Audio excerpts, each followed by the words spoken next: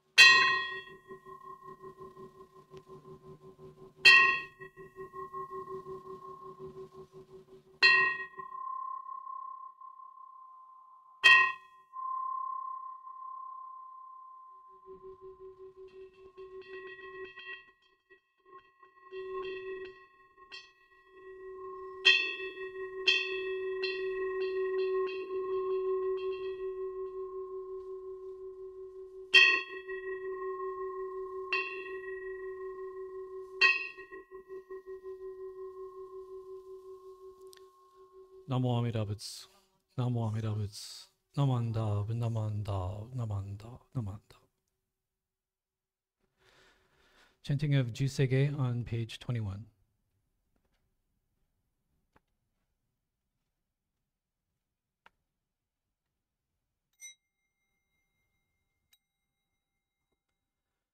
Gagon Chosegan Ishimu Jodo Igan Fumanzok Seifu Joshogak Gao Muryoko Fui Dai Seishu Usai Shobingu Seifu Joshogak Gashi Jobundo Myosho Chojipo Kukyo Mishomon Seifu Joshogak Ryokujin Shonen Joe Shubongyo Shigumu Jodo Isho Tennin Shi Jirikien Daiko Fushomu Saido Shoujo Sankumyo Kosai Shuyakunan Kaihi Chiegen Meshi Konmoan Eisoku Shoakudo Tsudanzen Shumon Koso Jomanzok Iyoro Jippo Nichigan Shujuki Tenkon Fugen Ishu Kai Hozo Kose Kudoku Ho Jodai Shuju 説法ししく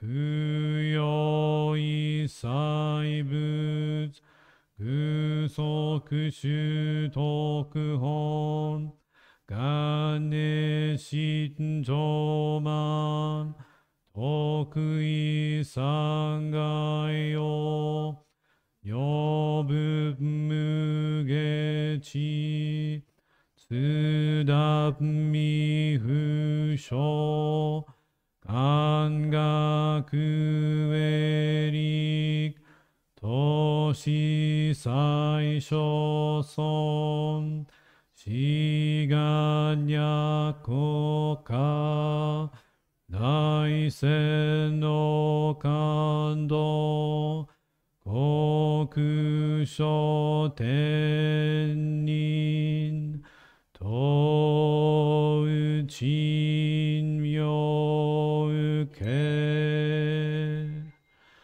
なまんだぶなまんだぶなまんだぶなまんだぶなまんだぶなまんだぶがんにしくどく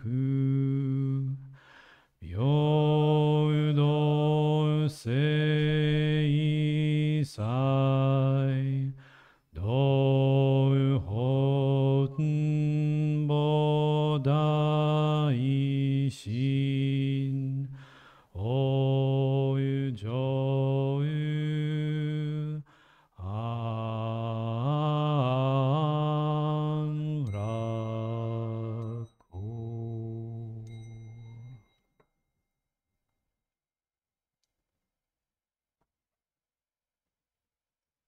ナモアメダ仏ナモアメダ仏ナマンダブナマンダブナマンダナマンダナマンダ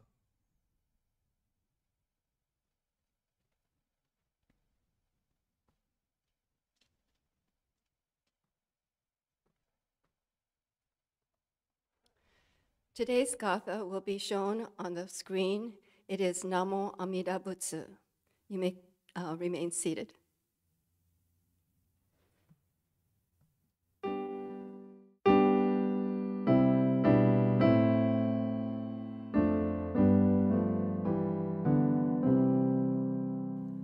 When life is fair and sunlight gilds the day, when fortune smiles and flowers adorn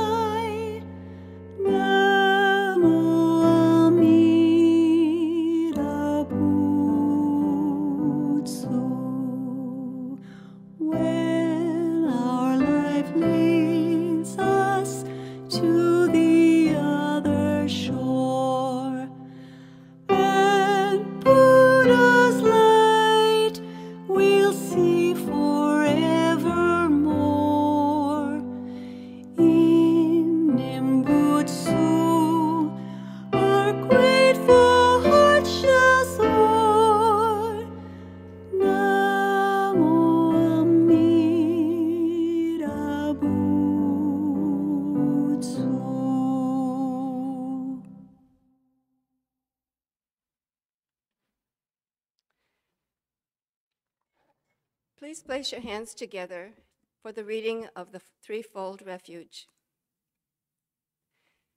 Difficult is it to receive a human form. Now we are living it. Difficult is it to hear the Dharma of the Buddha. Now we hear it. If we do not cross over to the truth in the present life, in what life shall we cross over? Let us, with sincerity and true reverence, take refuge in the three treasures of the truth. I take refuge in the Buddha. May we, together with all sentient beings, awaken to the great way of enlightenment and to the unsurpassed intent of Amida Buddha. I take refuge in the Dharma. May we, together with all sentient beings, enter the storehouse of the Dharma, becoming like the wisdom ocean. Refuge in the Sangha. May we, together with all sentient beings, become units in true accord, in harmony with all things. The peerless, profound, and wondrous Dharma is rare to encounter, even in many hundreds and thousands of kalpas. Now we are privileged to hear and receive it. Let us thoroughly understand the true meaning of the Tathagata's teaching. Namo Amida Butsu, Namo Amida Butsu, Namandabs, Namandabs, Namandabs, Namandabs.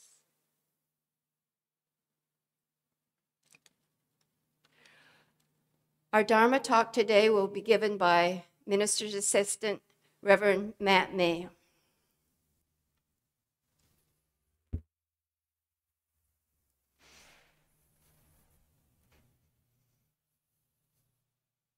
Please join me in Gasho. Namo Amida Butsu. Namo Amida Butsu. Namandab, Namandab, Namandab, Namandab. Good morning. How was everybody's week? Yeah. Seen a lot of long faces, so I'm gonna talk a little bit about Buddhism and about democracy. And I wrote a lot of this down just to be safe. So there's something interesting, I guess, about Buddhism because it doesn't talk a lot about democracy. There's a good reason for that because Shakyamuni Buddha lived 2,600 years ago in India, and he was a prince, right? And so a lot of our history, and I'll talk about some of the aspects of it, deal with his life as a prince and the kingdom that he lived in and the Shakya clan. And a lot of the stories have to do with the relationship to sources of power. But simultaneously to his life in the 6th century BCE in Greece, there was this concept called democracy that was taking hold. And so we don't have any sense that the living Buddha actually ever knew anything about this idea of democracy. But in going through the research into the life and the everyday life of the Shakya clan, I found out something very interesting, which was there was actually an assembly with a speaker inside the Shakya clan in Kapilavastu back at the time of the living Buddha. So there was actually something approximating a democracy in the Buddha's time. In fact, when Alexander the Great came over and found India and came back, he said, "You guys are not going to believe what's going on over here." They actually are kind of doing something a little bit like us when when this happened. So while there's no real description of what was going on as democracy, there was a sense of equanimity to some extent. You still had to own land. You still had to be kind of have some kind of power or control in order to speak up in this community. But the influences of Buddhism and also Jainism, which also was coming along in India around the same time, had this idea of a more egalitarian society, even while there were other kingdoms and groups that were not that way. And so what we see over the course of time as we talk about about who is leading us, we find that there are all of these stories about kings and queens, princes and princesses, emperors, generals, warlords. They murdered their fathers.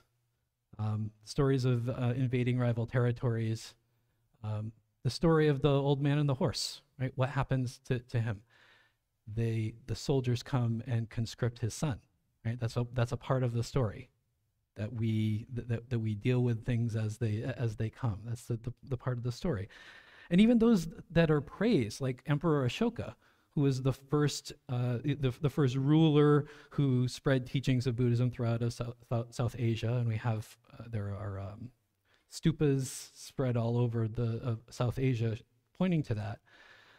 He was still an emperor. He was a ruler, and so we have a lot of stories about dictators and kings and queens, and not a lot about presidents and prime ministers.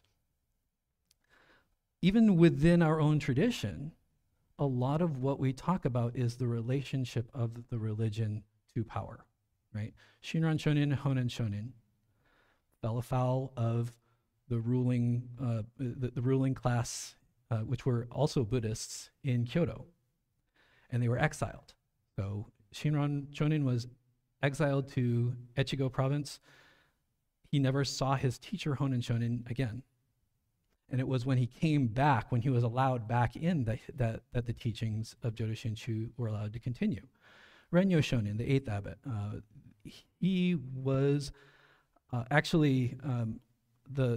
was actually being attacked by the warrior monks of Mount Hiei, which was where Shinran Shonin was actually ordained for the first time 200 years before.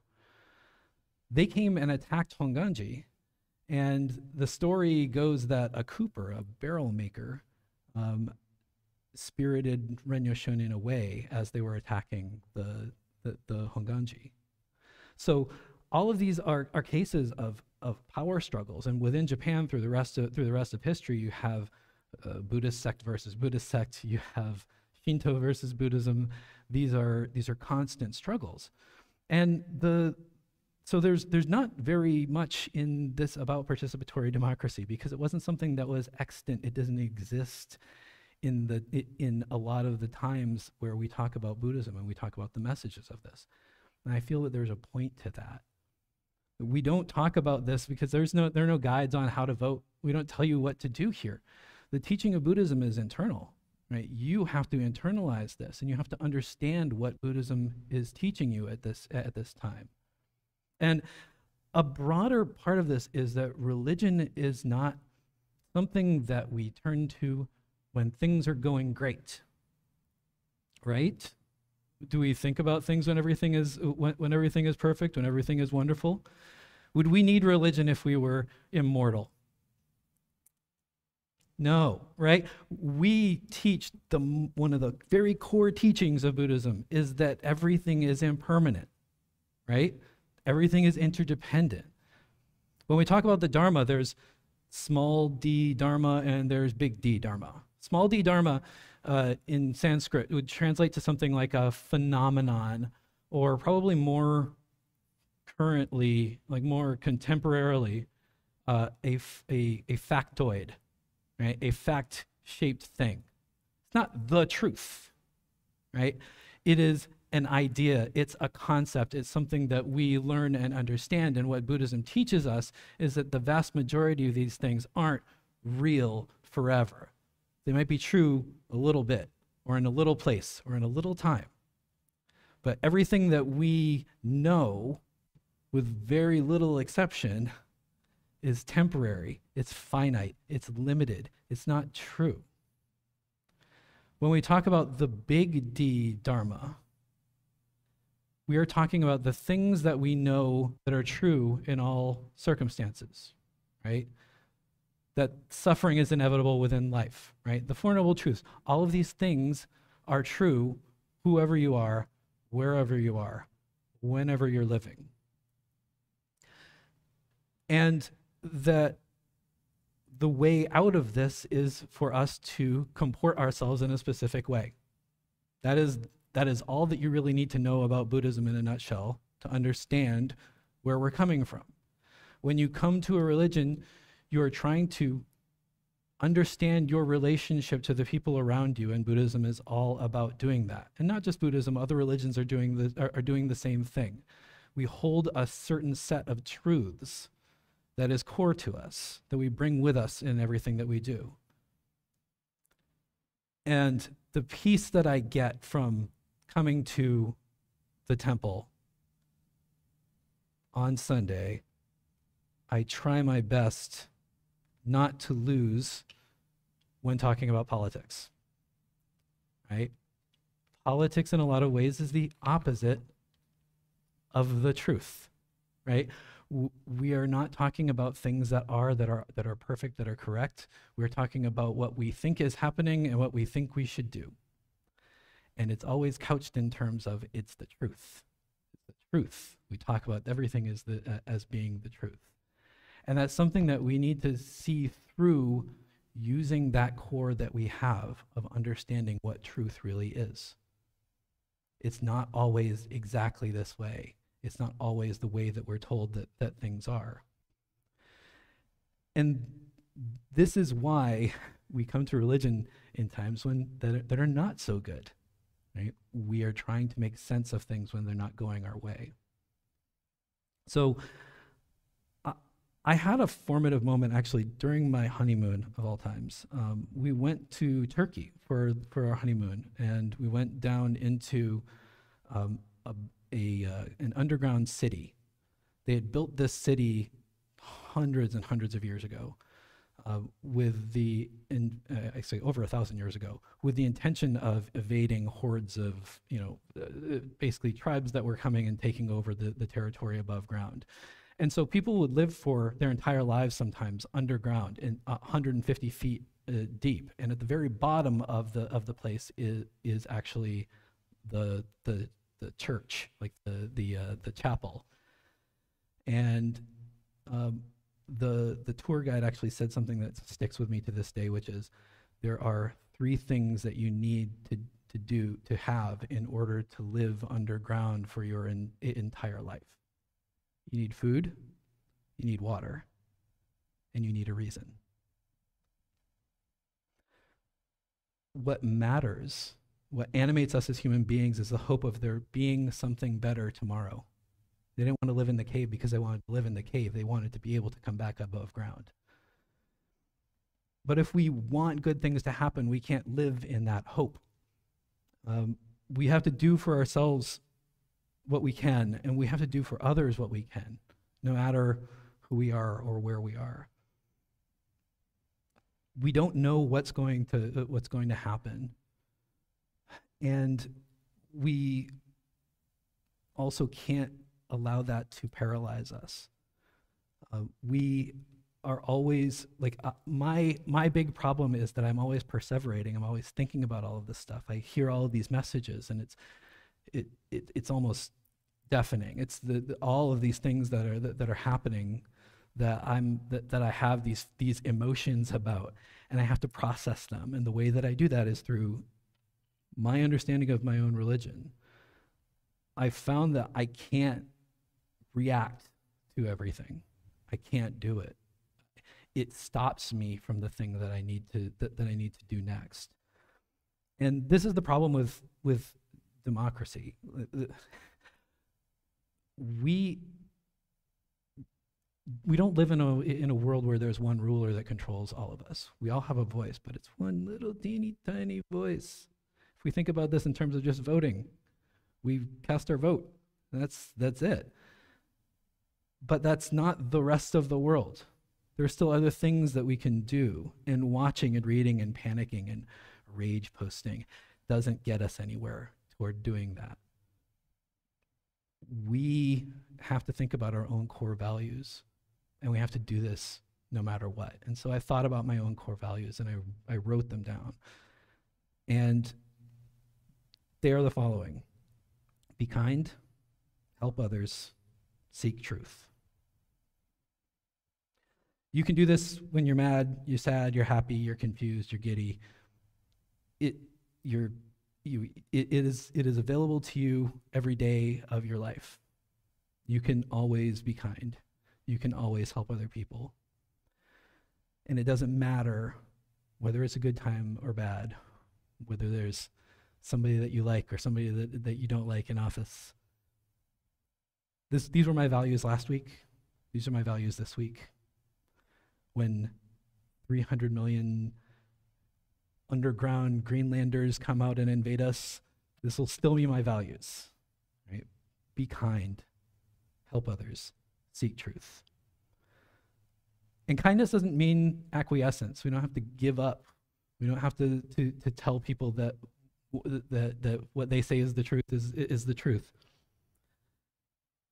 But there are millions of opportunities that we have over the course of our lives to actually be kind to the person that's right in front of us. And we need to take those opportunities.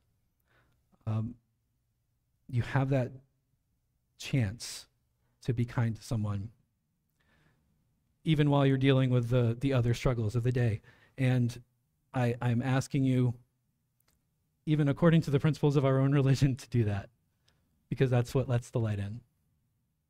So please go out there, have a good Sunday, and I will see you next Sunday for another refill. So please join me in Gassho.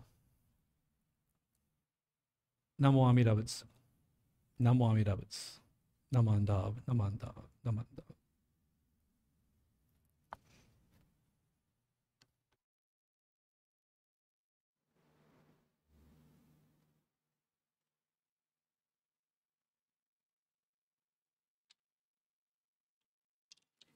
Thank you, Reverend Matt May, for your timely message.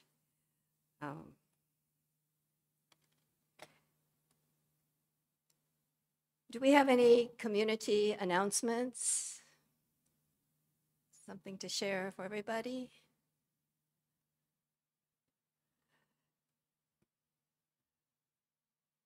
We will conclude this service then. Please join me in Gassho.